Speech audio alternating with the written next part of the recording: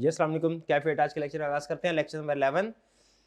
आज के लेक्चर में एक तो हमारा लाइव क्विज होगा एज यूजुअल, फिर उसके बाद एक केस स्टडी डिस्कस करनी है आप लोगों के साथ रेलिवेंट और रिलायबल एविडेंस के हवाले से। क्वेश्चन नंबर 2 है गालबन हमारा होम असाइनमेंट का, कल वो डिस्कस नहीं हुआ था, डिस्कस करना है। फिर इसके बाद प्रोसीजर्स आज हम स्टडी करेंगे। कंसेप्ट ईजी है लेकिन बहुत ही अहम, प्रोबेबली आपके सिलेबस में सबसे ज़्यादा जो अहम कंसेप्ट है वो यही है प्रोसीजर्स का। ठीक है, इसको समझेंगे, है सिंपल लेकिन इसकी एप्लीकेशन सीखनी है हमने। ठीक है, उससे पहले क्विज आप लोगों के ग्रुप में लिंक शेयर कर दिया गया, क्लिक कीजिए और ज्वाइन करने के लिए रेडी है तो मुझे बताइए। ओके, स्टार्ट करें जी। जी हाइब्रिड क्लास रूम नंबर 6, बताइए क्या क्विज स्टार्ट करें। हाइब्रिड क्लास रूम नंबर 6 में हमारे कोई मेंबर हैं तो आगे आ जाए मेरे भाई, बच्चा तो पीछे नहीं ना आएगा जी। Room number 4, hybrid class room number 4 में जी तैयार है, किसी भी बच्चे से बात करवा दें जी। जी क्विज स्टार्ट करें जी, चलिए जी। ओके, पहला क्वेश्चन ये है जी आपके सामने।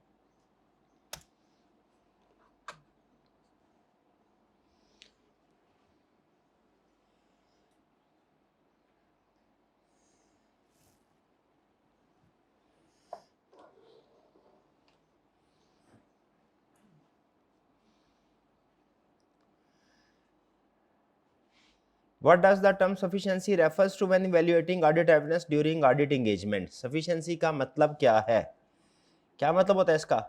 क्वांटिटी या क्वालिटी? क्वांटिटी ऑफ एविडेंस, शाबाश। टाइमिंग ऑफ प्रोसीजर नहीं है। Connection between procedure and assertion, ये सफिशिएंसी नहीं है।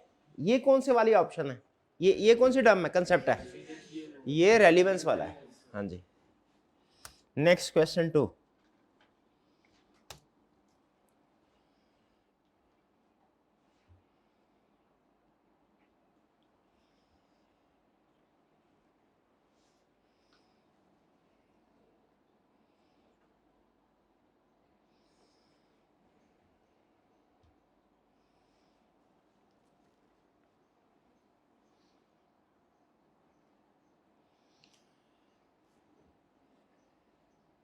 जिनमें से किस फैक्टर में ऑडिट एविडेंस बढ़ाना पड़ेगा? बढ़ाना किस में पड़ेगा? जब high risk of material misstatement होगा किसी एरिया में। जब हाई रिस्क होता है तो हमें ज्यादा एविडेंस ऑब्टेन करना होता है, हायर सफिशिएंसी चाहिए हमें। ठीक है, जो ऑप्शन ए है स्ट्रॉन्ग इंटरनल कंट्रोल सिस्टम और फाइनेंशियल रिपोर्टिंग, इसमें तो एविडेंस डिक्रीज होगा, कम होगा। उसने पूछा क्या है, उसने इंक्रीज का पूछा। Next question 3।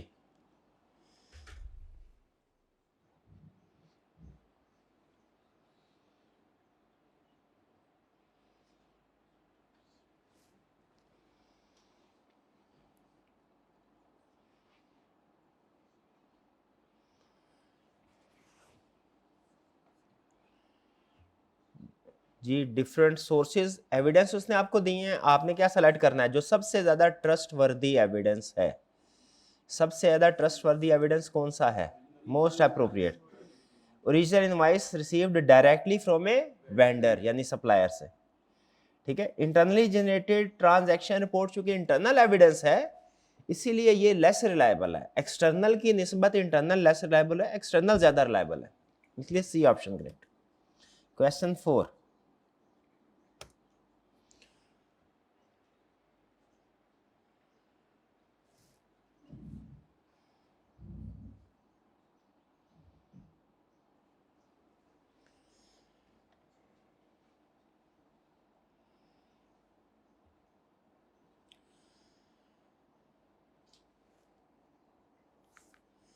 जी अप्रोप्रिएटनेस का मतलब क्या है, किस चीज से रिलेट करता है?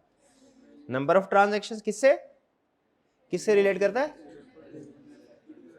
अप्रोप्रिएट, हाँ जी, रेलिवेंस और रिलायबिलिटी से, शाबाश। क्वेश्चन 5।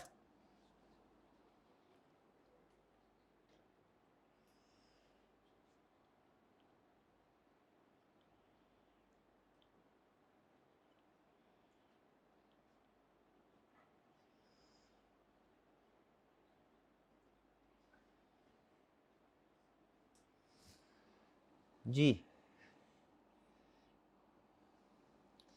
कह रहे बाज का एक प्रोसीजर किसी एक एरिया या उसकी एक असर्शन के लिए तो रेलिवेंट होता है, वो हो सकता है कि दूसरे एरियाज के लिए या दूसरी असर्शन के लिए रेलिवेंट ना हो। यानी समझाना क्या चाह रहा है कि हमने जब किसी भी एरिया को वेरीफाई करना होता है, उसकी सारी असर्शन को वेरीफाई करना होता है ना, तो हर असर्शन के लिए हो सकता है एक ही प्रोसीजर सारी असर्शन को वेरीफाई करे, कहता है ये जरूरी नहीं है।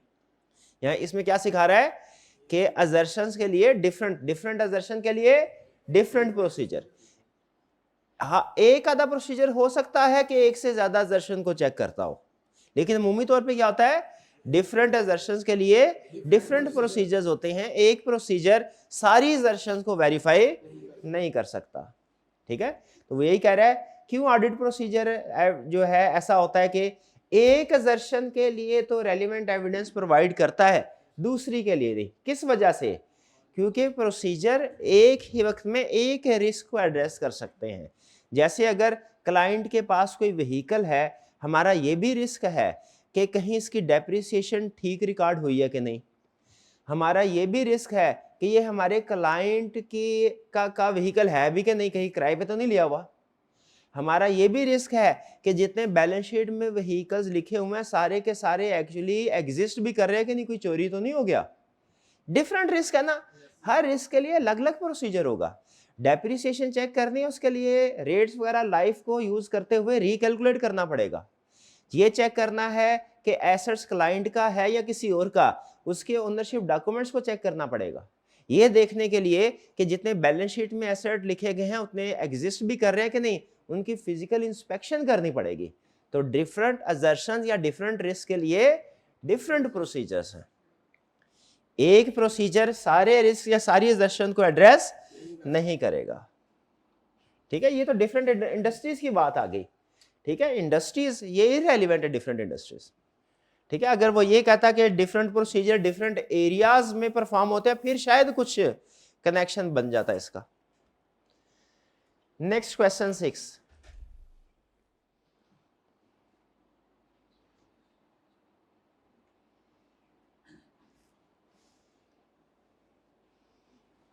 ये चैलेंजिंग है।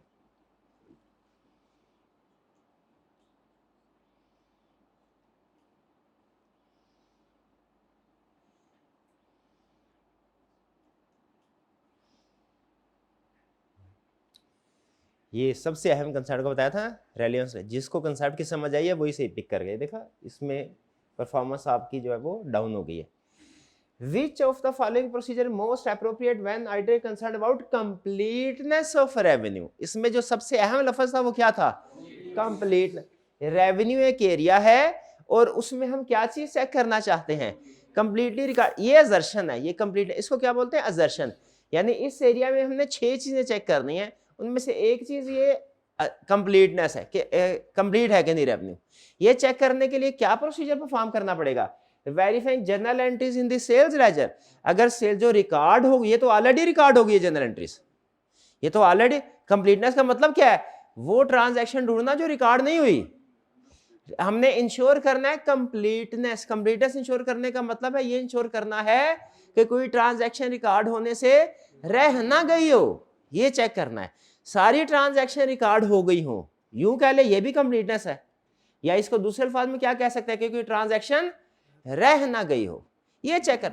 तो भैया अगर आप सेल्स में जो ट्रांजैक्शन रिकॉर्ड हुई है वो तो ऑलरेडी रिकॉर्डेड है। मिसिंग ट्रांजैक्शन, कंप्लीटनेस में हम मिसिंग ट्रांजैक्शंस को ढूंढते हैं, वो तो ऑलरेडी रिकॉर्डेड है, इसमें से थोड़ी मिलेगी। Comparing price list to invoices, ये तो इस चीज को चेक करने के लिए कि एक्यूरेट है कि नहीं, अमाउंट जो सेल्स की अमाउंट रिकॉर्ड हुई है वो एक्यूरेट है कि नहीं। Tracing delivery notes to sales entry in the sales system, ये करेक्ट ऑप्शन है। क्या आपने जो डॉक्यूमेंट्स हैं हमारे काउंटिंग सिस्टम से बाहर, गुड डिस्पैच नोट वगैरह, गुड रिसीट नोट वगैरह, इनका सैंपल सिलेक्ट करके देखना ये सारी ट्रांजैक्शन रिकॉर्ड हो गई है कि नहीं, ये कंप्लीटनेस होगी। बताया था ना, ए से बी की तरफ जाएं, यानी अगर आप ट्रांजैक्शन का ट्रेल जो होता है ना कि पहले ऑर्डर, फिर गुड डिस्पैच नोट, फिर इनवॉइस, फिर उसके बाद सिस्टम में रिकॉर्डिंग, अगर आप वो सीधे वे में चले, फॉरवर्ड सिंपल जो होता है, उससे कंप्लीटनेस वेरीफाई होती है। और अगर आप रिवर्स ऑर्डर में चले, यानी जो ट्रांजैक्शन रिकॉर्ड हुई है उनका सैंपल सेलेक्ट करके देखे पीछे जो डॉक्यूमेंट्स बननी थी वो बनी है कि नहीं, रिवर्स ऑर्डर में चले, तो ये क्या, ये अकरेंस, ठीक है। स्टेट चलेंगे कंप्लीटनेस, रिवर्स चलेंगे अकरेंस। यहाँ पे कंप्लीटनेस पूछ रहा है, तो हमने बताइए डिलीवरी नोट से सिस्टम की ट्रांजैक्शन जो रिकॉर्ड हुई है उनकी तरफ जाना है, कि जो ट्रांजैक्शन रिकॉर्ड हुई है उनसे डिलीवरी नोट की तरफ जाना है, डिलीवरी नोट से, इसीलिए सी ऑप्शन करेक्ट है। क्लियर जी। Review invoices for proper calculation, ये भी कैलकुलेशन को शो कर रहा है, कैलकुलेशन ठीक हुई है कि नहीं। आगे चलते हैं नेक्स्ट क्वेश्चन 7।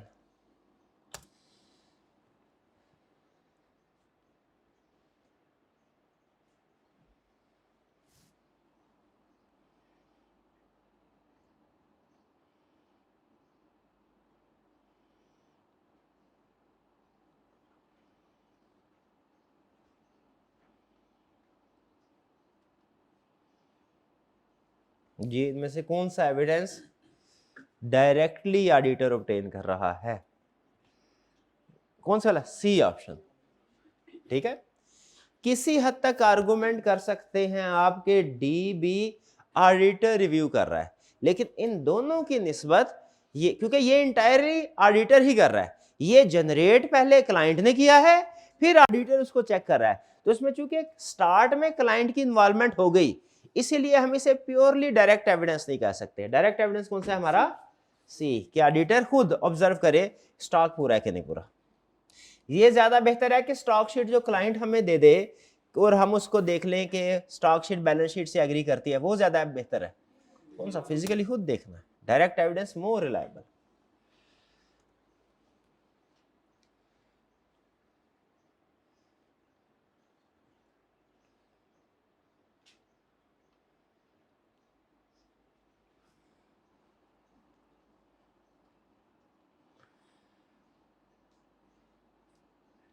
जी कब लेस एविडेंस चाहिए होगा, जब क्या है, ऑडिटर है strong prior knowledge of the client, तो बहुत सी चीजें, बहुत सा नॉलेज उसे ऑलरेडी पहले होगा। When internal controls are weak, इसमें तो एविडेंस ज्यादा चाहिए ना, वो कम का पूछ रहा है।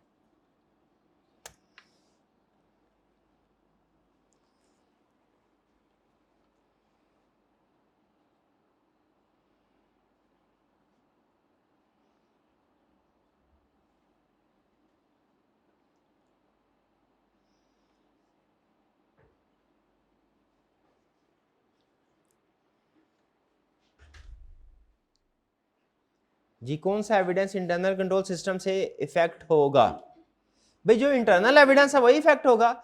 इंटरनल कंट्रोल से इंटरनल एविडेंस इफेक्ट हो, एक्सटर्नल थोड़ा ही होगा। एविडेंस फ्रॉम इंडिपेंडेंट एक्सटर्नल है, क्लाइंट के internal control system, internal control internal उसे कहते हैं इस वजह से कि वो कंपनी के अंदर काम कर रहा है system. Evidence gathered through auditors physical inspection, ये भी इंटरनल नहीं है, ये तो ऑडिटर का अपना है, खुद वो परफॉर्म कर रहा है, इसका क्लाइंट के इंटरनल कंट्रोल से ताल्लुक नहीं है। इंटरनली जनरेटेड फाइनेंशियल रिपोर्ट, हाँ ये चूंकि इंटरनल एविडेंस है, तो जो क्लाइंट का इंटरनल कंट्रोल सिस्टम है वो इस आइटम को इफेक्ट करेगा, क्योंकि ये इंटरनल डॉक्यूमेंट है, ये क्लाइंट के सिस्टम से डॉक्यूमेंट जनरेट हो रही है। और लीगल कंफर्मेशन ये भी एक्सटर्नल एविडेंस है। तो सिंपल रूल याद रखें कि जो क्लाइंट का इंटरनल डॉक्यूमेंट होगा, जो भी इंटरनल एविडेंस होगा, वो इफेक्टेड बाय इंटरनल कंट्रोल होगा, एक्सटर्नल का क्लाइंट के इंटरनल से ताल्लुक ही नहीं है। ठीक है जी। कॉलेज का जो भी इंटरनल कंट्रोल सिस्टम है वो इस कॉलेज के अंदर जो एक्टिविटीज है उनको इफेक्ट करेगा, वो साथ वाली जो ऑर्गेनाइजेशन है फर्ज कीजिए उनके सिस्टम को थोड़ी इफेक्ट करेगा, उनका अपना इंटरनल कंट्रोल सिस्टम होगा। नेक्स्ट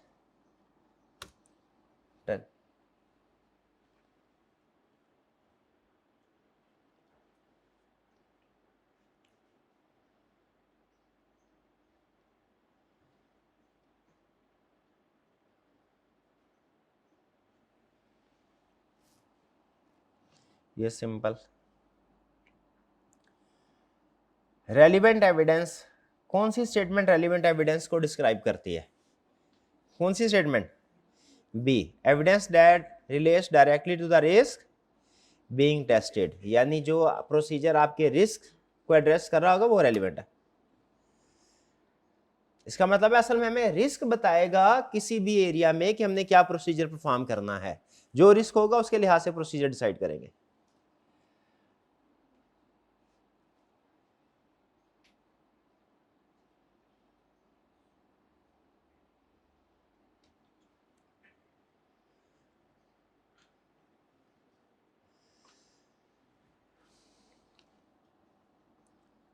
जी इंटरनल एविडेंस हमेशा ज्यादा रिलायबल है क्या? इंटरनल ऑलवेज मोर रिलायबल, नहीं, false. External evidence more reliable होता है।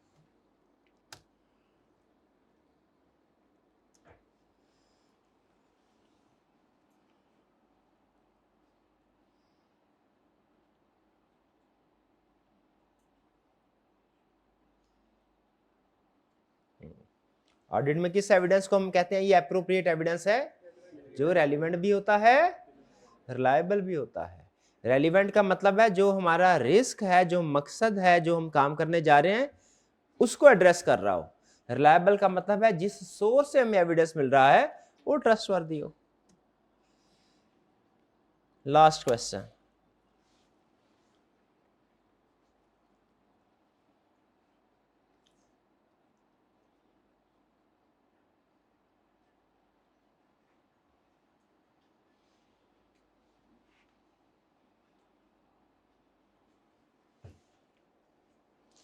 Evidence from direct observation is less reliable. नहीं नहीं, ये तो मोर रिलायबल होता है ना, ये स्टेटमेंट फॉल्स है। क्लियर जी? चलिए अब आते हैं हम अपने लीडर बोर्ड की तरफ।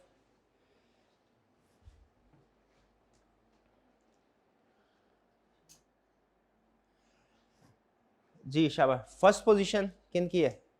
फर्स्ट पोजीशन, शाबाश। Second position, third position, third position online वाले स्टूडेंट्स के लिए।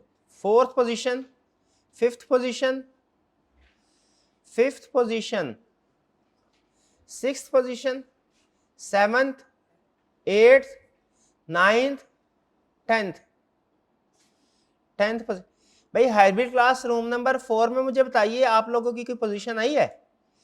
क्लास में कोई स्टूडेंट हो तो उनसे जरा मेरी बात करवाइए। हाइब्रिड क्लास रूम नंबर 4, ये जो भाई आगे सामने, हाँ जी इन्हीं भाई से बिल्कुल करवाए। नहीं नहीं आप ही बताएं, आप ही बताएं प्यारे भाई, आप ही बता दें। हाँ जी, क्या क्लास में कोई पोजीशन आई है आपकी क्लास में? जी आवाज नहीं आ रही, थोड़ा सोचो। नहीं क्यों नहीं आई मेरे भाई? क्या उधर समझ नहीं आती? क्यों नहीं आई पोजीशन? बताइए। क्या उधर क्वेश्चन देर से डिस्प्ले होता है? अच्छा कल आएगी पोजीशन इंशाल्लाह। चलिए हाइब्रिड क्लास रूम नंबर 6 में बताइए। ये सेकंड बेंच पे जो भाई बैठे हैं इनसे बात करवाइए। जी भाई पोजीशन आई कोई आपकी क्लास में? क्यों नहीं आई मेरे भाई?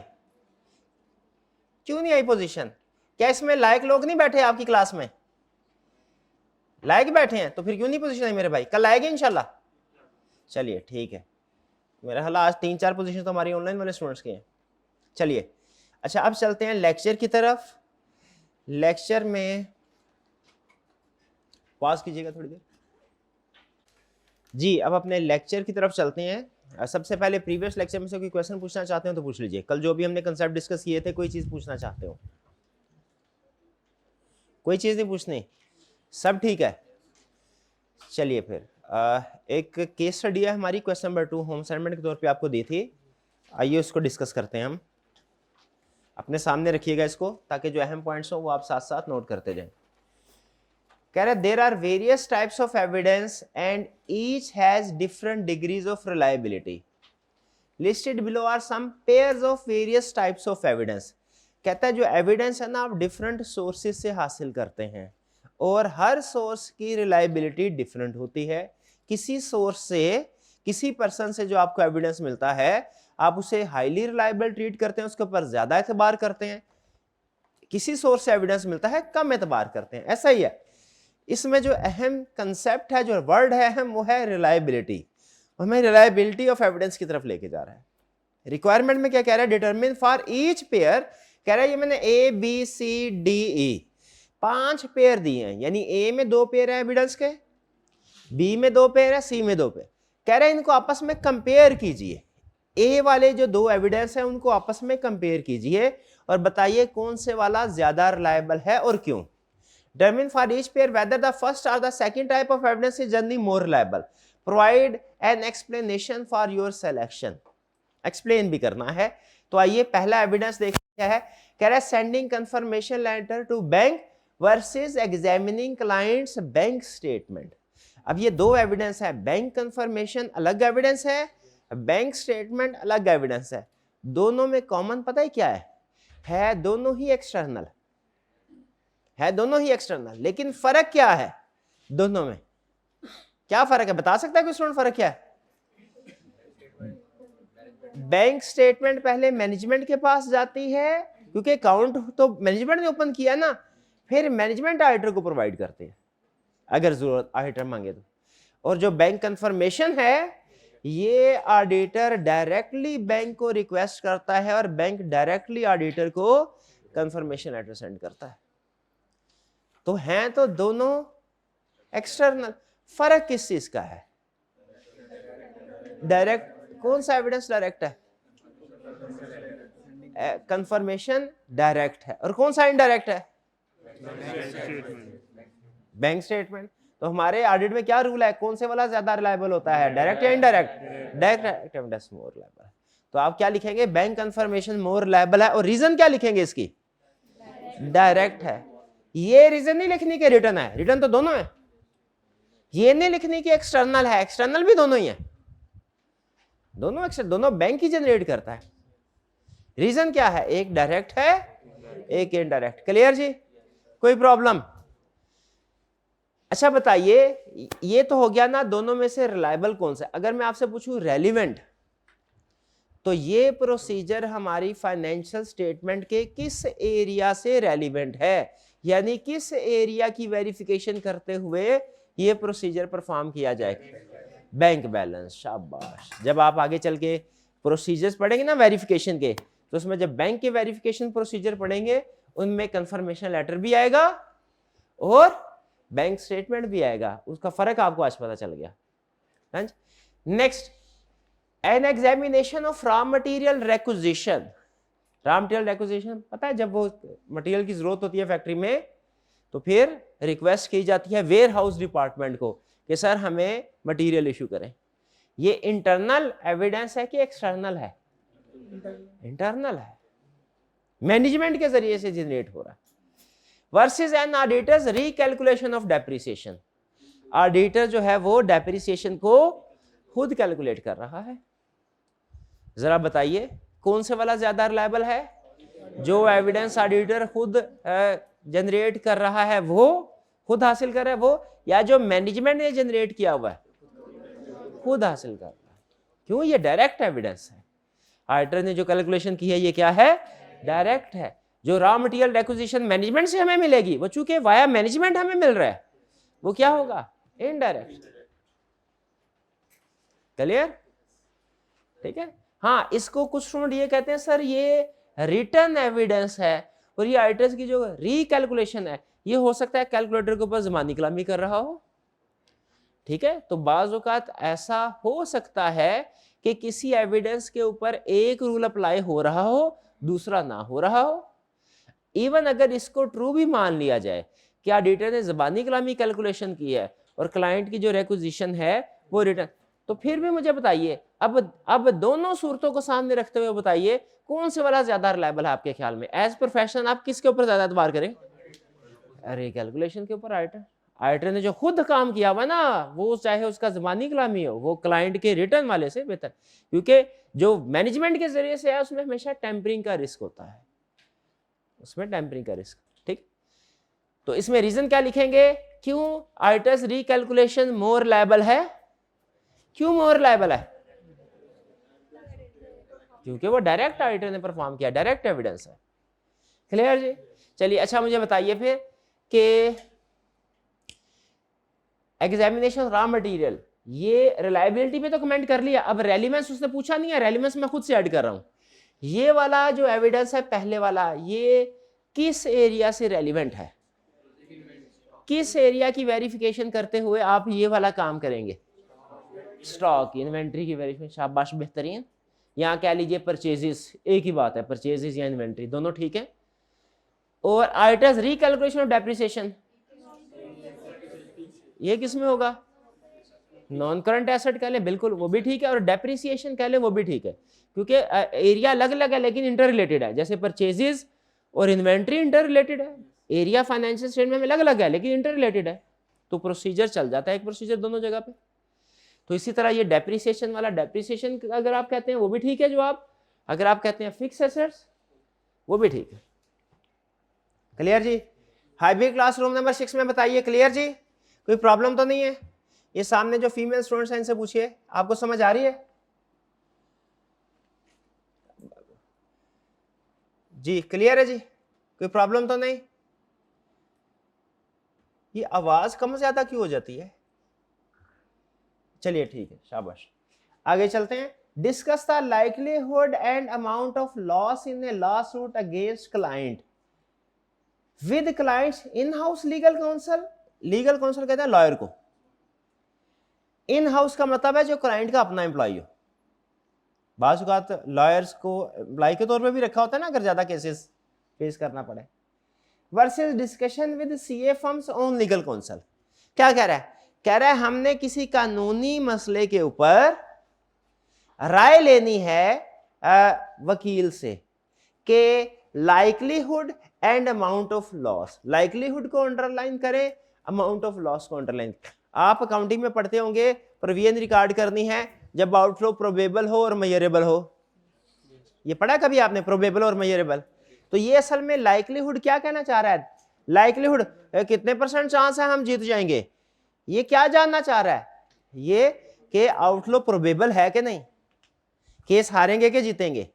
ये 2 सवाल पूछ रहा है वकील से। क्या सवाल पूछ रहा है? लाइक्लीहुड के केस जीतेंगे कि हारेंगे, जीतेगा कितना चांस है, और अमाउंट कितनी अमाउंट पे करना पड़ेगी।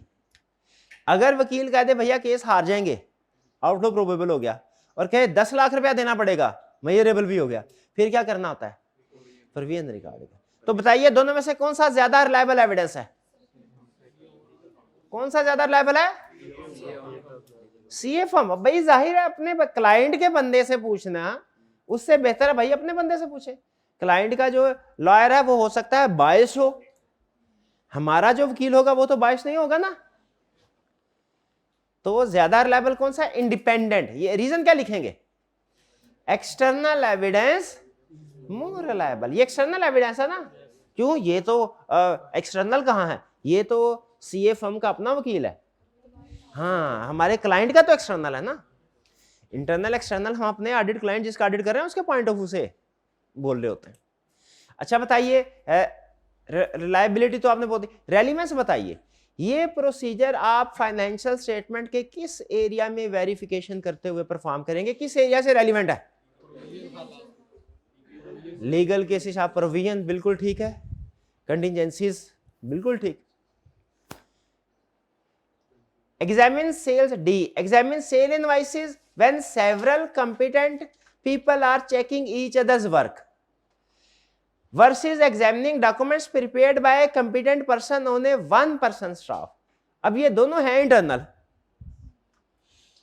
कहता है एक कंपनी में एक काम एक ही बंदा कर रहा है, एक कंपनी में एक काम 4 बंदे कर रहे हैं, तो कौन से वाले में ज्यादा रिलायबल एविडेंस होगा? 4 लोग काम करेंगे। क्यों? स्ट्रॉन्ग। क्योंकि बंदा चाहे जितना बस ही कंपिटेंट हो गलती तो कर सकता है, लेकिन जब 4 लोग होंगे, एक बंदा गलती करेगा, दूसरा पकड़ लेगा, दूसरा गलती करेगा, तीसरा पकड़ लेगा।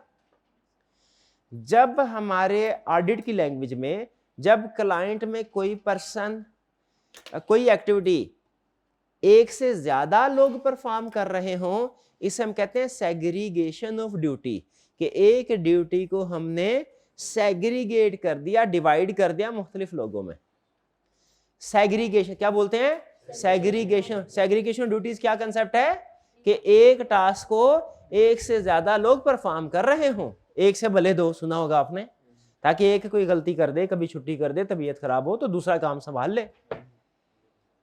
अच्छा, बिजनेसमैन के पॉइंट ऑफ व्यू से देखें तो बताइए segregation of duty good thing है या बैड थिंग है? बैड थिंग है, ज्यादा पैसे देने पड़ेंगे। ऑडिटर के पॉइंट ऑफ व्यू से सोचें, गुड थिंग है। Segregation of duty is equal to good control, good control is equal to low risk, low risk is equal to low procedure, हमारा काम आसान हो जाता है। तो ये सेग्रीगेशन ऑफ ड्यूटी एक टेक्निकल टर्म है, इसका मतलब समझ आ गया? सेग्रीगेशन ऑफ ड्यूटी मतलब सेपरेशन ऑफ ड्यूटीज, एक ही काम को डिवाइड कर दिया मुख्तलिफ लोगों में। ओके जी, नेक्स्ट। अच्छा तो बताइए ये किस, ये रिलायबिलिटी तो आपने सही बता दिया कि जब बहुत से लोग काम कर रहे हो कि सेग्रीगेशन ड्यूटी कंट्रोल स्ट्रांग है, वो ज्यादा रिलायबल है। रेलिवेंस किस एरिया से है? सेल्स से। शाबाश, सेल्स कह दिया वो भी ठीक है। अगर किसी स्टूडेंट के जहन में डेटर आ गया ना तो वो भी ठीक मानेंगे हम। डेटर को क्यों ठीक मानेंगे हम? क्योंकि वो इनडायरेक्टली उसी से रिलेट करता है। डबल एंट्री सिस्टम है ना, एक ट्रांजैक्शन आपको पता है 2 अकाउंट को अफेक्ट करती है। ज्यादा बेहतर वैसे सेल्स है, लेकिन अगर कोई डेटर भी लिख देगा हम उसको भी ठीक मानेंगे। Next, E shipping documents prepared by client's dispatch department versus A sale confirmed by customer. Sale क्यों रिलायबल है? एक्सटर्नल एविडेंस है। तो बताइए रिलायबिलिटी तो पता चल गया, रेलिवेंस ये प्रोसीजर किस से रेलिवेंट है? सेल्स से। सेल्स कह दे वो भी ठीक है, और अगर कोई डेटर कह दे उसको भी हम ठीक मानेंगे। वैसे ज्यादा बेहतर सेल्स है, डायरेक्टली उसी से रिलेट कर रहा। क्लियर जी? कोई प्रॉब्लम? अब समझ आ गया आपको? अब अगर आपको कोई भी और डिफरेंट एविडेंस की एग्जांपल दे, 5 आपने एग्जांपल्स कर लिए, इसके अलावा अगर कोई एग्जांपल आपको दी जाए और कहा जाए इन दोनों में से कौन सा ज्यादा रिलायबल है, तो आप बता देंगे? और अगर पूछा जाए बताइए ये वाला प्रोसीजर किस एरिया से रेलिवेंट है, तो वो भी बता देंगे। चलिए ठीक है, गुड। ये था हमारा क्वेश्चन, इसको करते हैं क्लोज। और अब चलते हैं, इसमें कोई किसी स्टूडेंट का आर्गुमेंट हो, कोई डिस्कशन करनी हो? चलिए अब चलते हैं हम अपने आज के टॉपिक की तरफ। टॉपिक है छोटा सा, 7 प्रोसीजर होते हैं और एक एक लाइन में भी इन प्रोसीजर्स को हम डिफाइन कर सकते हैं। मसला इन प्रोसीजर को याद करने का हरगिज नहीं है। याद कर लीजिएगा, मैं भी कभी पूछ ले, चांस बहुत ही कम, लेस देन 5% चांस है कि वो आपसे किसी प्रोसीजर के बारे में पूछेगा कि मुझे इस प्रोसीजर की डेफिनेशन बता दो।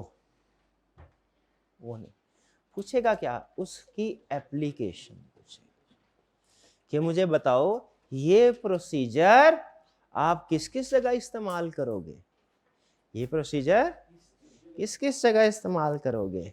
मुझे बताइए, फर्ज कीजिए अगर ये क्लास जो है ये ऑडिट की क्लास ना होती, मेडिकल की क्लास होती फर्ज कीजिए, और मैं कोई सर्जन होता, आपको ऑपरेशन करना सिखाना होता, सर्जरी करना मैंने सिखाना होता, तो सबसे पहला टास्क मेरा क्या होता, मैं आपको जो सर्जरी के दौरान डिफरेंट टूल्स यूज होने हैं वो बता रहा होता।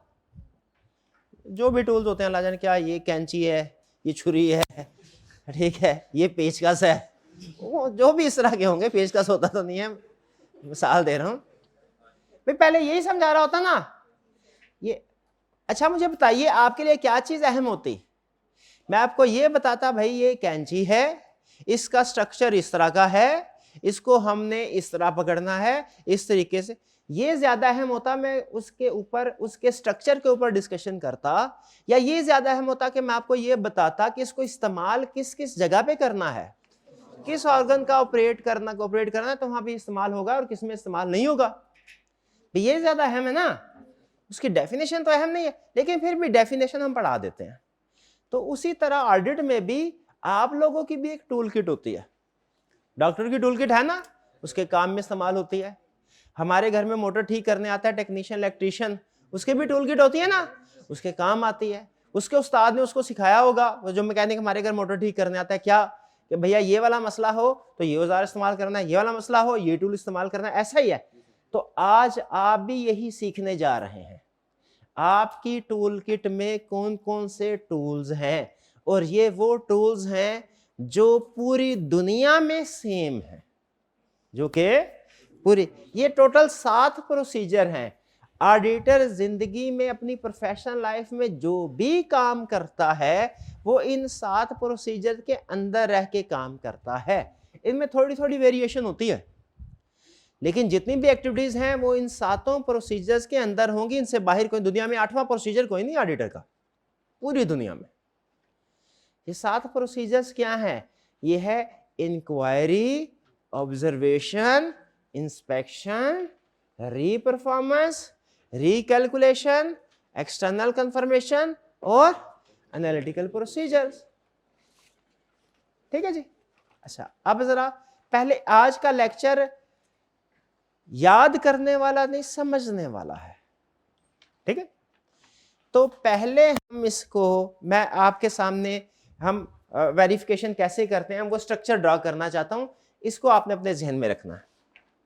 देखिए, अगर हमारा मकसद होगा ना फाइनेंशियल स्टेटमेंट्स की वेरिफिकेशन, ठीक है, तो ये है फाइनेंशियल स्टेटमेंट्स कंप्लीट। इनको वेरीफाई करना है तो हम इनको एज इट इज वेरीफाई नहीं कर सकते। ठीक है, इसको हम डिवाइड करते हैं डिफरेंट एरियाज में। ठीक है, जैसे फाइनेंशियल स्टेटमेंट्स हैं, इसमें 5 समझ ली 5 सेट होते हैं ना। कौन कौन से हैं? Income statement, balance sheet,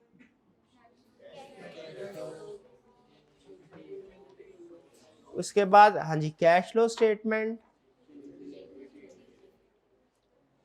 cash flow statement, statement of, abbreviation use करो, नॉर्मली मैं यूज नहीं करता, या यहाँ चूंकि सिर्फ कंसेप्ट समझाना, याद नहीं करवाना मकसद, इसलिए एब्रीविएशन यूज कर रहा हूँ। चेंजिंग डी और no. अच्छा, अगर आप मुझे बताइएगा स्टेटमेंट मेरी ठीक है कि नहीं। जितनी को मैंने अकाउंटिंग पढ़ी है जिस जमाने में, तो उसमें होता ये था, अगर आपके पास इनकम स्टेटमेंट है, भाई टीए हैं कोई हमारे, ये टीए से कहिएगा कल से क्लास के स्टार्ट में ना एक एक मार्कर चेक करके, जो इस तरह के मार्कर हो ना, इस तरह के, उनको उठा लें। ठीक है, साइड पे कर दो, फिर हम चेक करते हैं ना उसमें टाइम ज़ाया होता है फिर। ठीक है, और सही वाले मार्कर वहां पे रख दिया करें। तो हमने क्या पढ़ा था कि अगर आपके पास इनकम स्टेटमेंट है, आपके पास बैलेंस शीट है और कुछ नोट्स आपको दे दिए गए हैं, तो इस इंफॉर्मेशन की मदद से आप कैश फ्लो स्टेटमेंट बना सकते हैं। बताइए ट्रू और फॉल्स। आजकल भी ऐसा होता है कि नहीं होता? ऐसा होता है, कभी कैश फ्लो स्टेटमेंट आपने बनाई है? तो कैश फ्लो स्टेटमेंट कहां से बनती है? इनकम स्टेटमेंट, बैलेंस शीट से। ओके, बल्कि अगर ये तीनों चीजें हो ना, तो कैश फ्लो स्टेटमेंट भी बन सकती है, स्टेटमेंट ऑफ चेंज इक्विटी भी बन सकती है। ऐसा ही है। अच्छा, मुझे बताइए, अगर हम एक वेरीफाइड इंफॉर्मेशन से कोई इंफॉर्मेशन बनाएं, तो क्या वो इंफॉर्मेशन ऑटोमेटिकली वेरीफाइड होगी कि नहीं? क्योंकि हमने जिस सोर्स से इंफॉर्मेशन बनाई है वो सोर्स पे वेरीफाइड है। अगर हम इनकम स्टेटमेंट, मैं आपका काम कम कर रहा हूं, अगर हम income statement, balance sheet, notes to the accounts को वेरीफाई कर लें, तो फिर इन 3 की मदद से कैश फ्लो स्टेटमेंट बनेगी। ये भी ऑटोमेटिकली वेरीफाइड होगी कि नहीं? तो क्या इसको अलग से वेरीफाई करने की जरूरत है? नहीं करते अलग से, मतलब ये चेक कर लेते हैं कि फिगर्स वही यूज हुई हो, उसको वेरीफाई करने की जरूरत नहीं होती। क्या स्टेटमेंट चेंजिंग इक्विटी जो इन 3 से बनी, अगर इन 3 को वेरीफाई कर लें, इसको चेक करने की जरूरत है? इसका मतलब 5 में से आप 3 चीजें वेरीफाई कर लेना, काम कंप्लीट। अब आगे चलते हैं, थोड़ा सा काम मजीद आसान करते हैं। इनकम स्टेटमेंट में सेल्स, बैलेंस शीट में फॉर एग्जांपल इन्वेंट्री है, फिक्स एसेट है, नोट्स टू द अकाउंट्स में नोट। बताइए, notes to the accounts income statement या बैलेंस शीट से इंडिपेंडेंट होते हैं कि जो इनकम स्टेटमेंट और बैलेंस शीट में अमाउंट्स, एरियाज आ रहे होते हैं, उन्हीं की फर्दर एक्सप्लेनेशन कुछ होती है। जैसे fix asset, classic disclosure example है फिक्स एसेट। क्या आप फिक्स एसेट जो बैलेंस शीट में है उसकी अमाउंट को अलग, और जो नीचे शेड्यूल दिया हुआ है उसने, क्या बोलते हैं आप उसको? शेड्यूल बोलते हैं, क्या बोलते हैं? नोट्स। नोट्स क्या बोलते हैं? पीपी के नोट्स बोलते हैं। पीपी का जो नोट दिया हुआ है वो अलग अलग वेरीफाई होगा कि वो इकट्ठा ही वेरीफाई होना चाहिए, इकट्ठा ही वेरीफाई होना चाहिए। तो इसीलिए ध्यान में रखिएगा, जब हम इनकम स्टेटमेंट और बैलेंस शीट को वेरीफाई करते हैं तो जिस एरिया को वेरीफाई कर रहे होते हैं ना, उसके रिलेटेड नोट साथ साथ उसी के साथ साथ वेरीफाई करते हैं, अलग वेरीफाई नहीं करते। ऐसा नहीं है बैलेंस शीट अलग वेरीफाई होगी और नोट्स उसके अलग वेरीफाई, नहीं नहीं, बैलेंस शीट में इन्वेंट्री का एरिया वेरीफाई कर रहे हैं, उसके नोट्स भी साथ ही वेरीफाई करेंगे। तो इसका मतलब यह हुआ कि नोट्स को भी वेरीफाई जरूर करना है, लेकिन अलग से वेरीफाई नहीं करना, इन्हीं को वेरीफाई करते हुए इनकम स्टेटमेंट गेट उनको भी वेरीफाई करना है। एग्रीड? तो इसका मतलब यह हुआ हमारे लिए ऑडिट में सबसे अहम, हालांकि कंप्लीट सेट में 5 चीजें शामिल है, हमारे लिए सबसे अहम कौन सी चीज है? सबसे अहम वेरीफाई सबको कर लेंगे, सबसे अहम इनकम स्टेटमेंट और बैलेंस शीट। डन? तो जब हमने फाइनेंशियल स्टेटमेंट को वेरीफाई करना है तो इसका मतलब यह हुआ हम किसको वेरीफाई कर रहे हैं? इनकम स्टेटमेंट को और बैलेंस शीट को। यहां तक क्लियर है? आगे चलते हैं। अब इनकम स्टेटमेंट बैलेंस शीट को जैसे हम फाइनेंशियल स्टेटमेंट को हम इकट्ठा एक ही दफा में वेरीफाई नहीं कर सकते, ठीक है, उसको हमने दो हिस्सों में ब्रेक, वो क्या है, गुरुओं का असूल होता था एक, वो क्या, divide and rule. Divide and rule हमने क्या किया है, कंप्लीट फाइनेंशियल स्टेटमेंट को डिवाइड किया है कुछ हिस्सों, क्योंकि छोटा छोटा करके कोई भी काम करना आसान होता है। आपको ऑडिट पढ़ाना है ना, चैप्टर्स में डिवाइड किया गया है, फिर हर चैप्टर को कंसेप्ट्स में डिवाइड किया गया। खुद बताइए, अगर हम इसको चैप्टर्स में डिवाइड ना करते, हर चैप्टर को कंसेप्ट्स में डिवाइड ना करते, एक ही बड़ी सी किताब होती, शुरू होते एंड में जाके खत्म हो जाते। ऑडिट वो भी था, क्या वो ऑडिट पढ़ना समझना आसान था होता कि मुश्किल होता? इसीलिए हमने आसानी के लिए हमारे सीनियर्स ने, जो इंटरनेशनल स्टैंडर्ड्स बनाते हैं, उन लोगों ने क्या कहा है, जब आपने फाइनेंशियल स्टेटमेंट को वेरीफाई करना है, स्टेप नंबर 1 उसे ब्रेक करो, इनकम स्टेटमेंट बैलेंस शीट वगैरह में कर दिया, अभी भी काम शुरू नहीं करना। अब क्या करना है, इनकम स्टेटमेंट और बैलेंस शीट को एरियाज में डिवाइड करो, एरियाज में डिवाइड करो, क्योंकि मैं कोई प्रोसीजर परफॉर्म करके इनकम स्टेटमेंट वेरीफाई नहीं करूंगा, मैं इनकम स्टेटमेंट के एरियाज को वेरीफाई कर रहा हूं। तो जैसे इनकम स्टेटमेंट में कौन कौन से एरियाज होंगे, सेल्स है, परचेजेस है, वगैरह वगैरह, और भी होंगे। बैलेंस शीट में कौन से होंगे, डेटर्स हैं, एसेट्स, पीपी वगैरह, और भी होंगे, इन्वेंट्री वगैरह। तो मैंने अगर फाइनेंशियल स्टेटमेंट को वेरीफाई करना है तो पहले इनकम स्टेटमेंट को पकड़ूंगा, बैलेंस शीट उसको डिवाइड किया, फिर इनकम स्टेटमेंट के अंदर कोई एरिया सेलेक्ट किया, सेल्स का या परचेज का। यहां तक क्लियर है? इस लेवल पे भी काम नहीं करना, इससे भी डिटेल लेवल पे जाना। देखिए जैसे साइंस है ना, आहिस्ता आहिस्ता तरक्की करते हैं वो। अब साइंस तो मैंने बिल्कुल ही नहीं पढ़ी, थोड़ी सी पढ़ी है, मैट्रिक में पढ़ी थी। वो होता है कंसेप्ट कोई कि कोई क्या कहते हैं, आपने एनालिसिस करना हो ना किसी का, एटम है फॉर एग्जांपल, उसके नीचे उसके पार्ट्स होते थे, मॉलिक्यूल होते थे, कि मॉलिक्यूल में एटम होते थे क्या? हाँ, क्या होता था, मॉलिक्यूल में एटम्स होते थे, और एटम्स के आगे सब पार्ट क्या होता था, इलेक्ट्रॉन, प्रोटॉन, न्यूट्रॉन वगैरह वगैरह जो भी है। तो इसका मतलब जब हमने एनालिसिस करना है किसी भी फील्ड में, तो जैसे जैसे वो फील्ड ग्रो करती है, हमारा एनालिसिस ज्यादा डिटेल्ड होता जाता है। तो खुद बताया, जो डिटेल एनालिसिस अहम होता है कि ब्रॉड लेवल का एनालिसिस डिटेल। तो हमारा प्रोफेशन भी पिछले 150-200 साल में काफी ग्रो किया। उन्होंने कहा पहले फाइनेंशियल स्टेटमेंट को वेरीफाई करना है, फाइनेंशियल स्टेटमेंट्स को डिवाइड करो एरियाज में, और फिर एरियाज को डिवाइड करो आगे, हर एरिया के 6-6 हिस्से करो, जैसे इलेक्ट्रॉन, प्रोटॉन, न्यूट्रॉन वगैरह वगैरह है। उसी तरह हमारे ऑडिट में भी हर एरिया में 6 टेस्ट हम परफॉर्म करते हैं, 6 टेस्ट हर एरिया में। समझ लीजिए 6 तरह के रिस्क होते हैं हर एरिया में। कितनी तरह के रिस्क होते हैं? 6 तरह के रिस्क, ठीक है। उनको असर्शंस भी कहते हैं। उनको क्या बोलते हैं? असर्शंस। आपके ऑडिट में बार बार लफ्ज आएगा असर्शन। असर्शन का मतलब क्या होता है कि मकसद क्या है, हमारा मकसद क्या, अल्टीमेटली रिस्क को हमने कम करना है, रिस्क। तो जब हम बोलते हैं ना कंप्लीटनेस की असर्शन को चेक कर रहा हूं मैं, तो इसका मतलब ये होता है मैं ये रिस्क खत्म कर रहा हूं कि ये कोई ट्रांजैक्शन रह तो नहीं गई, ठीक है। तो फिर हमने क्या किया, हर एरिया को 6 असर्शंस में क्लासिफाई किया। असर्शन का लफ्ज जो है ना, इसकी डेफिनेशन थोड़ी सी ट्रिकी है, डेफिनेशन से कंसेप्ट समझ नहीं आता।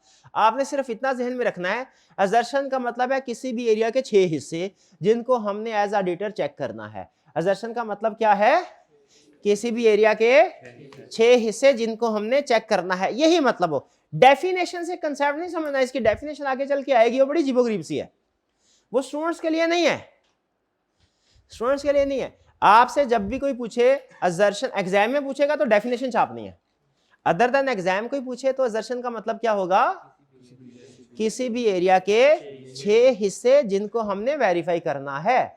और याद रखें, असूल हमें स्टैंडर्ड ने बताया हुआ है, 6 के 6 हिस्से वेरीफाई होंगे ना, फिर आप कहेंगे मैंने सेल्स को वेरीफाई किया है। अगर 5 हिस्से वेरीफाई कर लिए, एक हिस्सा, एक असर्शन रह गई, सेल्स में 5 असर्शन वेरीफाई कर ली, एक असर्शन रह गई, तो आपका सेल्स का एरिया वेरीफाई नहीं हुआ, आपने भी सफिशिएंट एप्रोप्रिएट एविडेंस ऑब्टेन नहीं किया। भाई बात समझ रहे हैं, फाइनेंशियल स्टेटमेंट, फाइनेंशियल स्टेटमेंट से एरिया, एरिया से नीचे 6 असर्शन।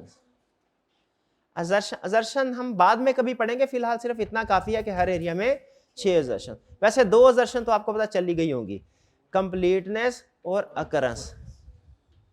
कंप्लीट और सबसे अहम असर्शन प्रोबेबली यही है, कंप्लीटनेस और अकरेंस, ठीक है। बाकी और भी असर्शन है, वो आहिस्ता आहिस्ता कभी पढ़ेंगे।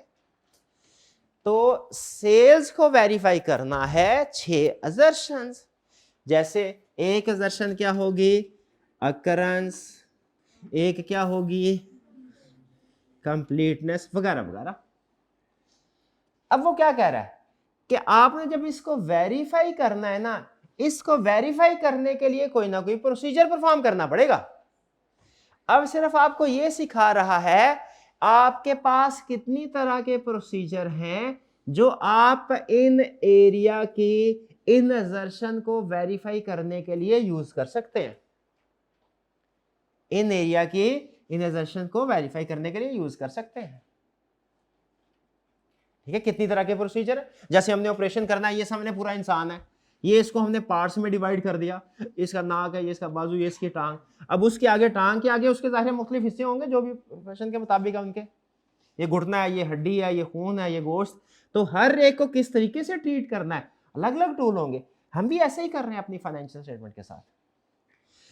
तो असर्शन हमने असल में किसको वेरी, हम काम करते हैं एट असर्शन लेवल। हम कहां काम करते हैं, एट असर्शन लेवल, ठीक है। बाज़ हमने स्कैनिंग करनी हो ना, टेस्ट करनी हो, तो कभी कभी कुछ काम फाइनेंशियल स्टेटमेंट लेवल पे भी करते हैं, लेकिन वो सिर्फ बेसिक लेवल का काम होता है कि हमने सिर्फ ये देखना है कि जी फाइनेंशियल स्टेटमेंट कैसी हैं, बेसिक लेवल का काम। जो हमारा 99% वर्क होता है वो एट फाइनेंशियल स्टेटमेंट लेवल, इसको बोलते हैं, इस लेवल को बोलते हैं at financial statement level overall, इसको बोलते हैं at assertion level. Most detail जो हमारी ऑडिट में आज तक की डेट में मोस्ट डिटेल जो बाइफरकेशन की गई है, जो पॉइंट बनाया गया है, वो है असर्शन लेवल। तो हमारा क्या काम, हम कहाँ काम करते हैं, फाइनेंशियल स्टेटमेंट लेवल पे भी हम इक्का दुक्का काम करते हैं ओवरऑल। भाई देख लो क्लाइंट की इंटेग्रिटी कैसी है, ये बंदा लगता है डायरेक्टर 2 नंबर है, नहीं नहीं नहीं नहीं, ये बहुत ज्यादा रिस्क है। ये अब रिस्क किस एरिया में है, इन्वेंट्री में है क्या? अगर डायरेक्टर आपका 2 नंबर है, क्लाइंट का फ्रॉड करता है, तो ये रिस्क इन्वेंट्री में है क्या सेल्स में है क्या? ये तो पूरी फाइनेंशियल स्टेटमेंट में है। तो इस तरह की चीजों को हम कहते हैं एट फाइनेंशियल स्टेटमेंट लेवल, जिनका इफेक्ट ओवरऑल फाइनेंशियल स्टेटमेंट पे। लेकिन हमारा ज्यादातर काम 99% काम कहाँ होता है, ये सिर्फ हम स्टार्ट में कंसीडर करते हैं थोड़ा सा काम, फिर क्या तो ऑडिटर अपना 99% वर्क कहाँ करता है, फाइनेंशियल स्टेटमेंट लेवल पे के असर्शन लेवल पे, असर्शन लेवल पे। ये लेवल समझ आया, फाइनेंशियल स्टेटमेंट लेवल या असर्शन लेवल, शाबाश। ठीक है, प्रिंसिपल साहब कॉलेज नहीं आते, risk at financial statement level है कि एक रिस्क ही है, दूसरा रिस्क क्या है, आपके ऑडिट के टीचर जो है वो छुट्टियां करते हैं, वो कॉलेज नहीं आते, ये भी रिस्क है। प्रिंसिपल साहब कॉलेज नहीं आते, ये भी रिस्क है। कौन सा risk at financial statement level है, कौन सा एडजस्टमेंट, गेस करें। प्रिंसिपल साहब रिस्क एट फाइनेंशियल, क्योंकि प्रिंसिपल साहब नहीं आएंगे ना, देखा देखी कोई भी नहीं आएगा, टीचर भी नहीं आएंगे, बाकी स्टाफ भी नहीं आएगा। टीचर नहीं आएगा उसका इफेक्ट सिर्फ एक सब्जेक्ट पे है, बाकी सब्जेक्ट के टीचर तो आ रहे हैं, प्रिंसिपल साहब नहीं आ रहे, उसका इफेक्ट सब पे होता है। तो ये आपको एक कंसेप्ट बताना था। हमने जो भी वेरिफिकेशन प्रोसीजर परफॉर्म करने हैं किस लेवल पे करने हैं, और असर्शन लेवल का मतलब समझ आ गया कि नहीं आ गया। फाइनेंशियल स्टेटमेंट उसको डिवाइड किया एरियाज, और हर एरिया को 6 हिस्सों में डिवाइड किया असर्शंस।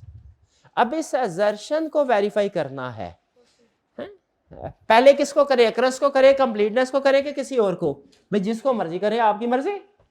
वेरीफाई सबको करना है, तरतीब अहम नहीं है।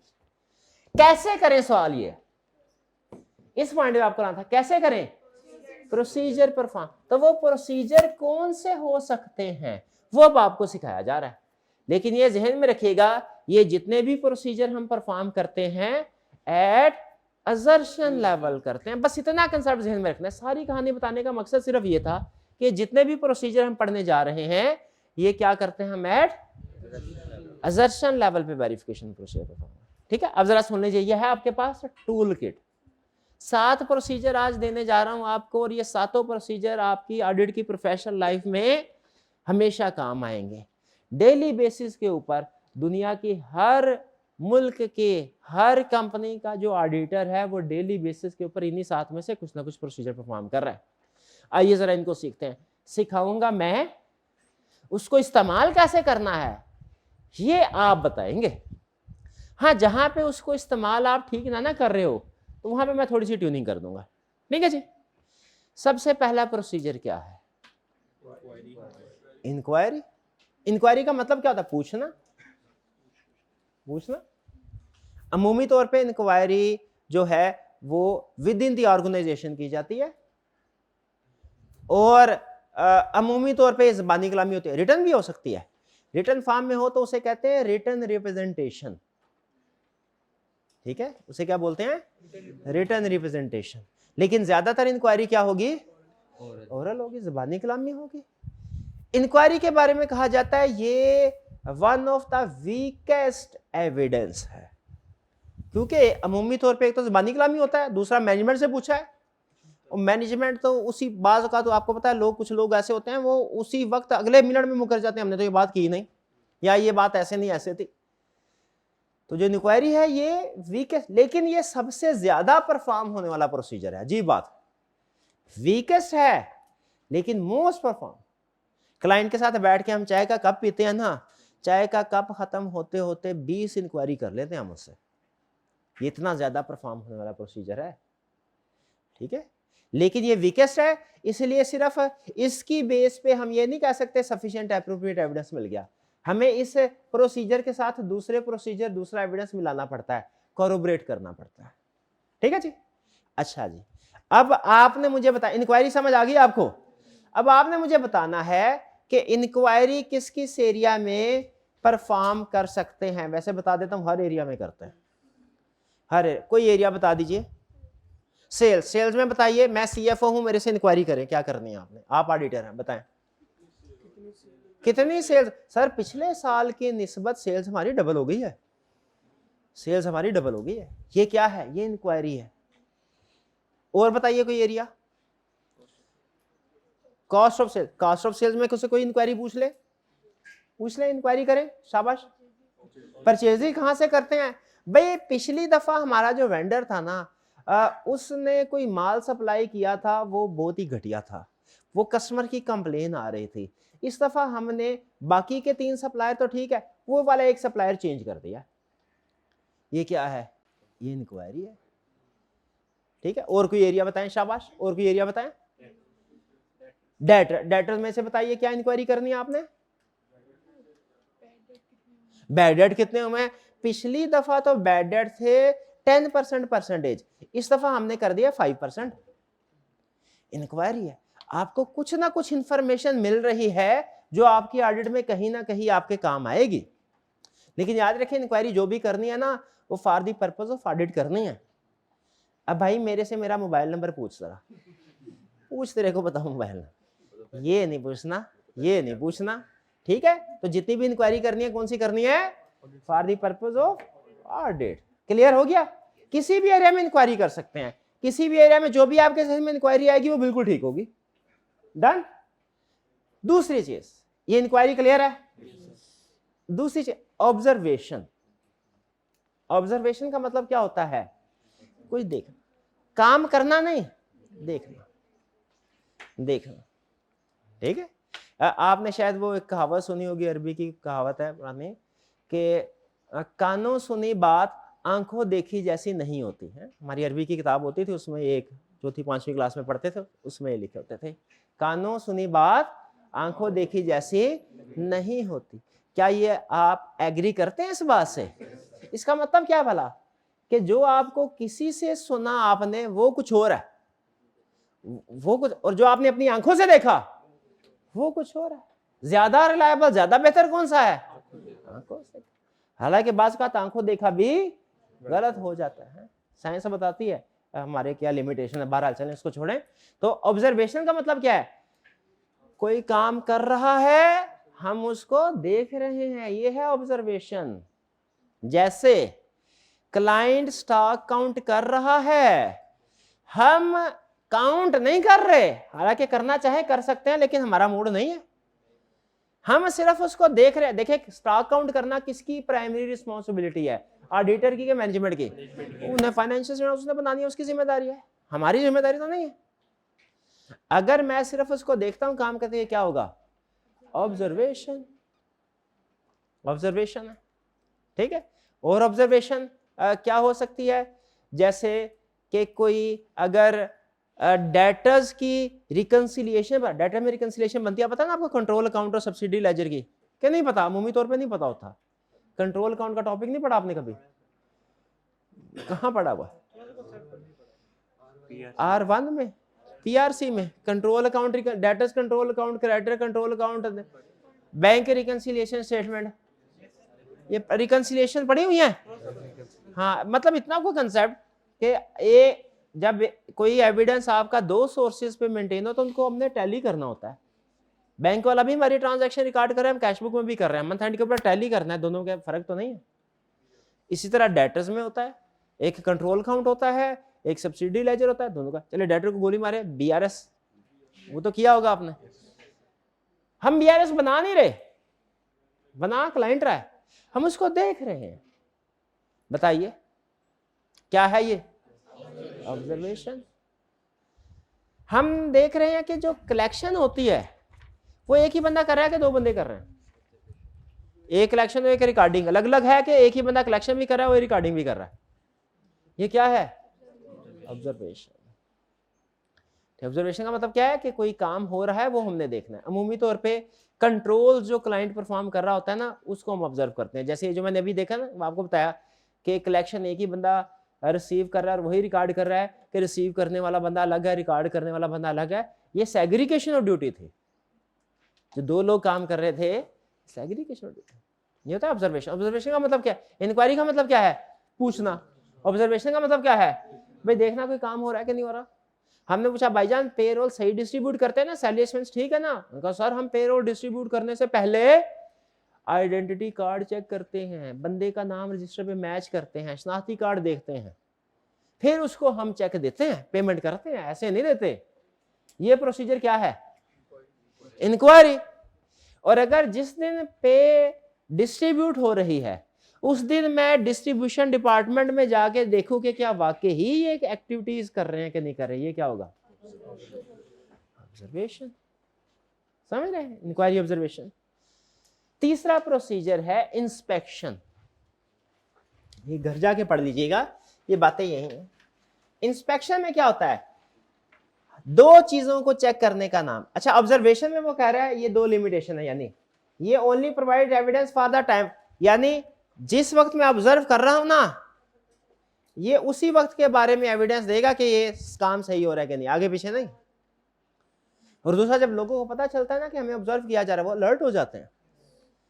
जैसे हो सकता है बाकी की क्लास में मैं सोया रहता हूँ, आपसे गपशप लगाता रहता हूँ, जैसे ही प्रिंसिपल साहब चेकिंग करने आए कि मैं सही पढ़ा रहा हूँ कि नहीं, मुझे पता चला, मैं फौरन अलर्ट हो जाऊंगा।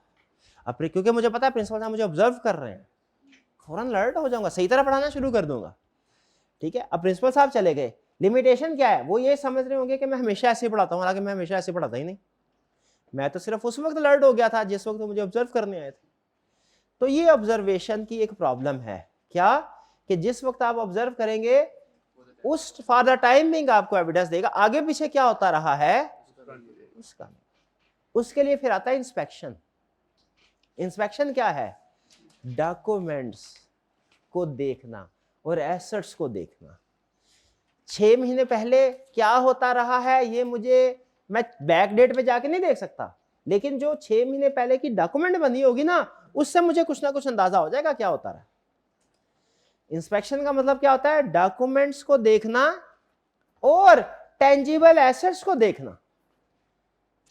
ठीक है, ऑब्जर्व कर क्या? ऑब्जर्व मैं दूर से देख रहा हूं, जैसे ही मैंने करीब आके हाथ लगाया, ये क्या हो गया? इंस्पेक्शन। हाथ, ये टेंजिबल एसेट समझे, ये भाई को हाथ लगाया, ये भी इंस्पेक्शन है। इन्होंने जो डॉक्यूमेंट बनाई है इसको हाथ लगाया, ये भी इंस्पेक्शन है। रिकॉर्ड को देखना। ठीक है, जैसे सेल इनवॉइसेस चेक करना, इंस्पेक्शन। सेल इनवॉइसेस को देखना, ठीक है, परचेज इनवॉइसेस देखना, इंस्पेक्शन। पेरोल शीट देखना, इन्वेंट्री को जाके खुद चेक करना। देखिए, stock count stock count client कर रहा है, मैं सिर्फ देख रहा हूं, ये क्या है? ऑब्जर्वेशन। मैंने भी स्टॉक काउंट करना शुरू कर दिया, इंस्पेक्शन। ठीक है, लेकिन याद रखिएगा, मेरे स्टॉक काउंट में एज ऑडिटर और मैनेजमेंट के स्टॉक काउंट में फर्क है। मैनेजमेंट स्टॉक काउंट करती है 100%, मैं स्टॉक काउंट करूंगा सैंपल बेस पे। इंक्वायरी होगी, ऑब्जर्वेशन होगी, इंस्पेक्शन होगी जी। फिर इसके बाद है एक्सटर्नल कंफर्मेशन। वो तो आसान ही है, वो तो आपको पता है। एक्सटर्नल कंफर्मेशन का मतलब क्या है? कि आउटसाइड पार्टी से रिटन फॉर्म में इंफॉर्मेशन लेना।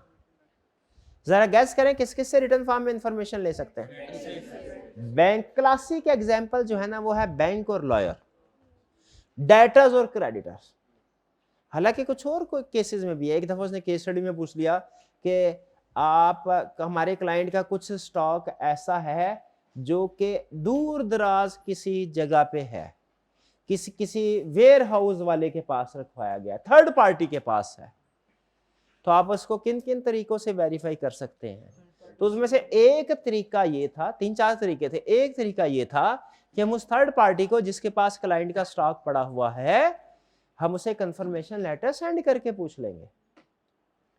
तो कुछ और केसेस में भी कंफर्मेशन लेटर सेंड किया जाता है, लेकिन जो हमारे सिलेबस की हद तक कॉमन एग्जांपल है वो क्या है? कंफर्मेशन लेटर क्या है? आउटसाइड पार्टी से इंफॉर्मेशन लेना क्लाइंट के बारे में रिटन फॉर्म में। क्या आउटसाइड पार्टीज के पास इंफॉर्मेशन होती है हमारे क्लाइंट की? बिल्कुल। किस किस के पास होती है? बैंक के पास, लॉयर्स के पास, डेटर्स के पास, क्रेडिटर के पास।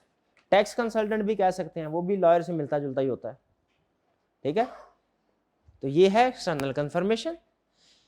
जिस तरह इंक्वायरी के बारे में कहा जाता है ये one of the least reliable, weakest evidence है, उसी तरह कंफर्मेशन के बारे में बोला जाता है ये one of the most reliable evidence. Most reliable. External reliability के याद है पॉइंट्स? क्या पॉइंट्स थे रिलायबिलिटी के? लायबिलिटी नहीं, reliability. Original more reliable then photocopy. हाँ बिल्कुल बिल्कुल। तो देखें, कंफर्मेशन रिटर्न भी है, एक्सटर्नल भी है, डायरेक्ट भी है, ऑडिटर को मिल रहा है, और क्या था? डॉक्यूमेंट्री भी है। बस वो कंट्रोल वाला नहीं है क्योंकि इंटरनल नहीं है। 5 में से 4 तो इधर पूरे हो गए पॉइंट्स रिलायबिलिटी के कंफर्मेशन में। One of the most reliable evidence. Clear? Inquiry, observation, inspection, external confirmation. फिर रिकैलकुलेशन का मतलब, अच्छा एक चीज में रख ले, बाज़ औक़ात कुछ प्रोसीजर ओवरलैप कर रहे होते हैं, यानी एक तीर से 2 शिकार भी कर सकते हैं। बाज़ औक़ात ऐसा होता है कि काम एक कर रहे हैं और 2 हो जाए। एक ही प्रोसीजर में 2 चीजें भी आ सकते हैं। जैसे रिकैलकुलेशन का मतलब होता है जो मैथमेटिकल एक्यूरेसी है ना, मैथमेटिकल एक्यूरेसी डॉक्यूमेंट्स की, वो चेक करना। सेल इनवाइस में चेक करना सेल की अमाउंट ठीक रिकॉर्ड हुई है कि नहीं, कैलकुलेट हुई है कि नहीं, वो यूनिट से मल्टीप्लाई ठीक हुआ है, डिस्काउंट वगैरह ठीक लगा है, टैक्स का रेट ठीक लगा है। ये है इसका रिकैलकुलेशन। रिकैलकुलेशन में लफ्ज री अलग है, कैलकुलेशन अलग है। कैलकुलेशन नहीं है, क्या प्रोसेस, क्यों भला? क्योंकि ऑडिटर दोबारा कर रहा है, ओरिजिनली किसने की होगी, मैनेजमेंट। परचेज इनवाइस की रिकैलकुलेशन करते हैं, मैनेजमेंट ने डेप्रिसिएशन कैलकुलेट की, हम उसको रिकैलकुलेट करते हैं। सही किया कि नहीं की? तो ये है रिकैलकुलेशन। जब आप रिकैलकुलेशन करेंगे के लिए सेल इनवाइस उठाएंगे ना, तो प्रोसीजर असल में बज़ाहिर एक परफॉर्म कर रहे होंगे, लेकिन असल में दो कर रहे हैं। इंस्पेक्शन भी है क्योंकि डॉक्यूमेंट्स को देख रहे हैं, और रिकैलकुलेशन भी है। तो बाज़ औक़ात प्रोसीजर ओवरलैप कर जाते हैं, 2 in 1 वाला काम हो जाता है, लेकिन हम फिलहाल अलग अलग इनको समझ रहे हैं। तो रिकैलकुलेशन समझ आ गया। री परफॉर्मेंस क्या है? हाँ, दोबारा इसका ओरिजिनली परफॉर्म किसने किया है, मैनेजमेंट। अगर जो काम आप ऑब्जर्व करते हैं, क्लाइंट कोई काम देख रहा है, कर रहा है, क्लाइंट कोई काम कर रहा है, हम उसको देख रहे हैं काम करते हुए, सही कर रहा है कि नहीं, ये क्या है, और हम अगर कहें क्लाइंट को सारा काम हम खुद ही करेंगे, ये री परफॉर्मेंस। सीएफओ से पूछा आपका बंदा काम ठीक कर रहा है कि नहीं, ये बंदा ओके ठीक कर रहा है, ये इंक्वायरी है, हमने देखना शुरू कर दिया ठीक कर रहा है कि नहीं, ऑब्जर्वेशन। जब उसने काम कर लिया, हमने कहा यार सफा चेक करवाओ, तुमने किया क्या है, जरा टोटल मार के देखो, ये बीआरएस का टोटल ठीक है कि नहीं, ये इंस्पेक्शन भी है, रिकैलकुलेशन भी है। ठीक, री परफॉर्मेंस क्या है, इसका किया हुआ काम सारे का सारा दोबारा, ये री परफॉर्मेंस। ठीक है जी। और फिर है एनालिटिकल प्रोसीजर। फिर क्या है, एनालिटिकल प्रोसीजर। फिर से बोले क्या है, ये सारे ऑडिटर्स का फेवरेट प्रोसीजर होता है। सबसे कम ख्वारी इसमें होती है, सबसे ज्यादा ख्वारी होती है री परफॉर्मेंस में। वो करवाया जाता है जूनियर से, जूनियर जो ताज़ा ताज़ा भर्ती होते हैं ना, हमसे आपसे, जब आप ताज़ा ताज़ा भर्ती होंगे। और जो एनालिटिकल प्रोसीजर, एनालिसिस वाला, ब्रेन वर्क वाला काम होता है, वो सीनियर खुद करते हैं। एनालिटिकल प्रोसीजर का कंसेप्ट क्या है, एनालिटिकल प्रोसीजर का कंसेप्ट है कि फाइनेंशियल स्टेटमेंट का एक एरिया फाइनेंशियल स्टेटमेंट के ही दूसरे एरिया की बेस पे वेरीफाई किया जाए, डिटेल डॉक्यूमेंट्स टेस्टिंग की तरफ ना जाया जाए। अजीब बात है, बड़ी टेक्निकल स्किल है कि डिटेल चेकिंग किए बगैर ही आप बता दें कि फाइनेंशियल स्टेटमेंट्स का एरिया ठीक है कि गलत। ये काम आप भी कर सकते हैं और आप करते भी होते हैं, आपको पता नहीं हम ये जो काम कर रहे हैं ये एनालिटिकल प्रोसीजर है। जैसे फर्ज कीजिए अगर आपने कॉलेज का रेवेन्यू कैलकुलेट करना है, इसका एक तरीका तो डिटेल वाला है, इंक्वायरी, ऑब्जर्वेशन, इंस्पेक्शन, री परफॉर्मेंस। वो पता क्या है, कॉलेज से जाके कहें सर ये जितने भी स्टूडेंट हैं इनकी फीस आप रिकॉर्ड करते हैं, कैशियर बोलेगा सर ये बुक है, इसके ऊपर जो भी स्टूडेंट आता है उसकी फीस काट के हम एक पर्ची उसको देते हैं, हमारे पास होती है, आप उसका टोटल करना बैठ जाएं। वो इंक्वायरी भी हो जाएगी, इंस्पेक्शन भी हो जाएगी, रिकैलकुलेशन भी हो जाएगी, टोटल करके कहें हाँ इतना रेवेन्यू है। ये है डिटेल वाला काम। एक इसका आसान तरीका भी है जिसे एनालिटिकल प्रोसीजर बोलते हैं। वो पता है क्या है, आप कहें सर डिटेल छोड़ें, ये देखिए क्लास में स्टूडेंट कितने बैठे हैं लगभग, और एक स्टूडेंट की फीस कितनी है लगभग। वो कहता है डिटेल की क्या जरूरत है, पर्चियां मैं ऐसे ही गिनता रहूं, आपके total number of students multiply fees, sir ये इतना रेवेन्यू होगा। कैलकुलेट करते होते ना आप, ये जो कैलकुलेशन करते हैं ना टीचर के रेवेन्यू की, आप ये क्या होता है भला, आपके पास कोई डॉक्यूमेंट तो नहीं ना होती डिटेल, फिर भी आप कैलकुलेशन कर रहे होते हैं। ये क्या है, एनालिटिकल प्रोसीजर। बस ये रिफाइंड नहीं होती क्योंकि सीखी नहीं होती, तो अक्सर आप गलत कैलकुलेट कर लेते हैं, कम कर लेते हैं। हम खुश हैं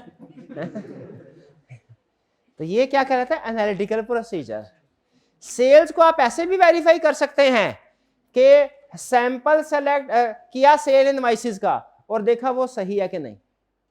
लेकिन सेल्स को आप ऐसे भी चेक कर सकते हैं कि आपने यूनिट सोल्ड कितने हैं, प्राइस कितनी है, उसके साथ मल्टीप्लाई कर लें। इसको बोलते हैं एनालिटिकल प्रोसीजर। एनालिटिकल प्रोसीजर जो है ये है evaluation of financial information. Evaluation कहते हैं वेरिफिकेशन। एनालिटिकल प्रोसीजर क्या है? Evaluation of financial information. कैसे? इसको थ्रू प्लॉजिबल रिलेशनशिप। इसका प्लॉजिबल रिलेशनशिप बना के, प्लॉजिबल रिलेशनशिप बोलते हैं को रिलेशन। स्टार्ट में पढ़ा ना, को रिलेशन। एक चीज के बढ़ने से दूसरी चीज भी बढ़ती है। जब दो चीजें इंटरडिपेंडेंट होती हैं क्या कहा जाता है? को रिलेशन। तो जब आप फाइनेंशियल स्टेटमेंट के किसी एरिया को वेरीफाई करते हैं उसका को रिलेशन बना के किसी दूसरी इंफॉर्मेशन के साथ, तो इस इवैल्यूएशन यानी वेरिफिकेशन को जो आप प्लॉजिबल रिलेशनशिप बना के, जो आप को रिलेशन बना के वेरिफिकेशन करते हैं, इसको क्या बोलते हैं? Analytical procedure. जैसे डेप्रिसिएशन, एक एक एसेट को वेरीफाई करने की जरूरत नहीं है। टोटल फिक्स एसेट देखो कितने हैं, 10% अप्लाई करके देखो डेप्रिसिएशन इतना है कि नहीं। सेल एक्सपेंस, सेलिंग एक्सपेंस है, कमीशन है, सेलिंग कमीशन दे रहे हैं 15%। हर एक कितने टीम मेंबर हैं सेल्स फोर्स में, हर एक को कितने पैसे मिल रहे हैं चेक करने की जरूरत नहीं। क्या करो, टोटल सेल्स वेरीफाई कर लिया ना। क्या सेल्स और सेलिंग कमीशन का प्लॉजिबल रिलेशनशिप है? को रिलेशन है? क्या डिपेंडेंट है एक दूसरे के ऊपर? तो भैया सेल्स का 15% लगाओ, सेलिंग कमीशन अगर लगभग उतना ही आता है तो उधर ही खत्म, ज्यादा डिटेल चेकिंग करने की जरूरत ही नहीं है। समझ रहे हैं कि नहीं? तो ये क्या है हमारे एनालिटिकल प्रोसीजर। ये फेवरेट है, ये तो आपको डिटेल में सब मजे की बात बताता हूं। इसमें से कुछ प्रोसीजर कम अहम है, कुछ प्रोसीजर ज्यादा अहम है। जो प्रोसीजर ज्यादा अहम है उनके ऊपर पूरा पूरा चैप्टर है। जैसे कंफर्मेशन के ऊपर पूरा चैप्टर है हमारा, एक चैप्टर 14। एनालिटिकल प्रोसीजर के ऊपर पूरा चैप्टर है। इंक्वायरी की जो स्पेशल टाइप है ना, रिटन रिप्रेजेंटेशन, इसके ऊपर आधा चैप्टर है। कुछ प्रोसीजर ज्यादा अहम है, इनके ऊपर पूरा चैप्टर। कुछ प्रोसीजर कम अहम है, ये सिर्फ हल्के हल्के इंट्रोडक्शन देके वो आगे निकल जाता है। इंक्वायरी, ऑब्जर्वेशन, इंस्पेक्शन, थोड़े कुछ कुछ बात समझ आई।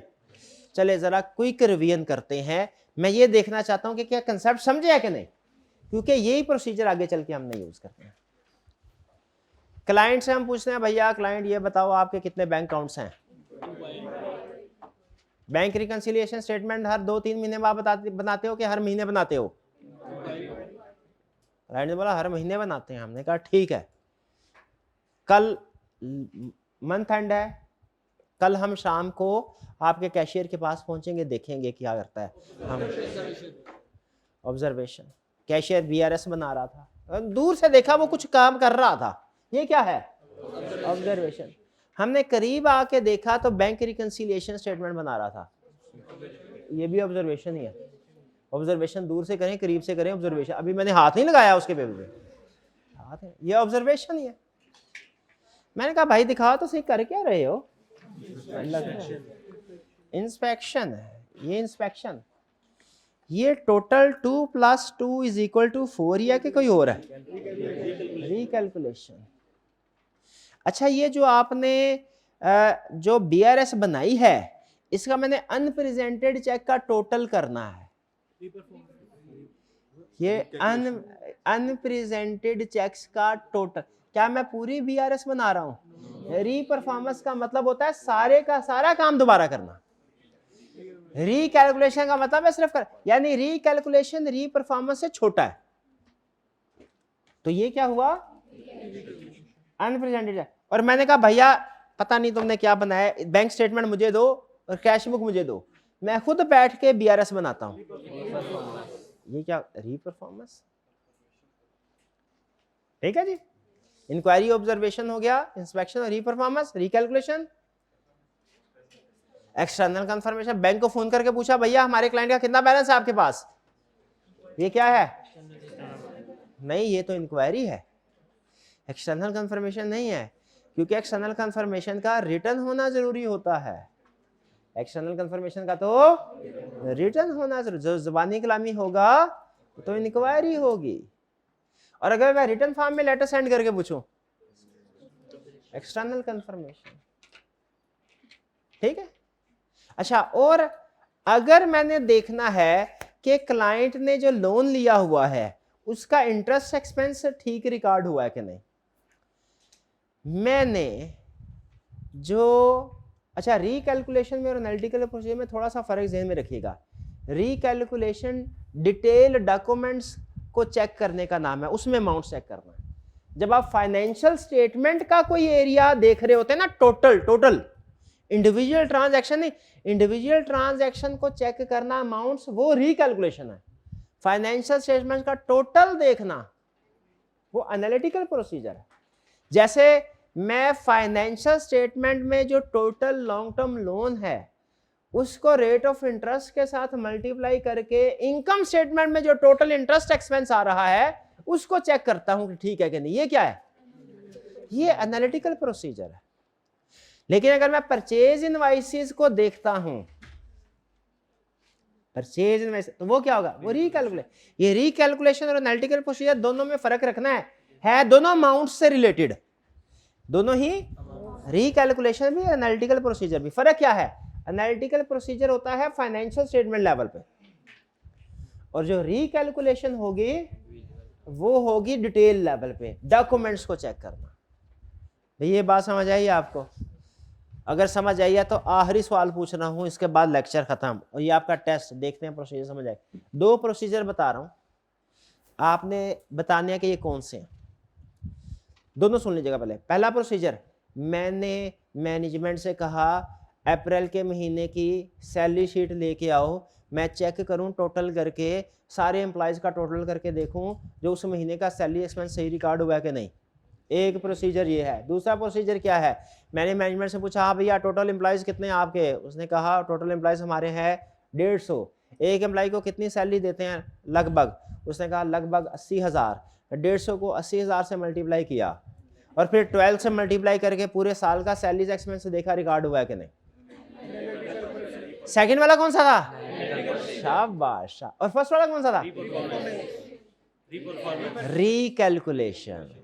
मैंने खुद से सैलरी शीट नहीं बनाई थी। अगर मैं खुद से सैलरी शीट बनाता ना, वो रीपरफॉर्मेंस होता। ये क्या था? रीकैलकुलेशन। तो रीकैलकुलेशन में और एनालिटिकल प्रोसीजर में फर्क समझ आ गया आपको? हाँ, शाबाश। चलिए, कोई क्वेश्चन पूछना चाहते हो? चले, आज आपने इसको बार बार पढ़ना और समझना है। समझ याद करना है नहीं, समझना। और खुद से सोचे, अच्छा मैं इस एरिया में अगर मैं डेटर्स को वेरीफाई कर रहा हूं तो उसमें इंक्वायरी क्या करूंगा, ऑब्जर्वेशन क्या करूंगा, इंस्पेक्शन क्या करूंगा, खुद से सोचे।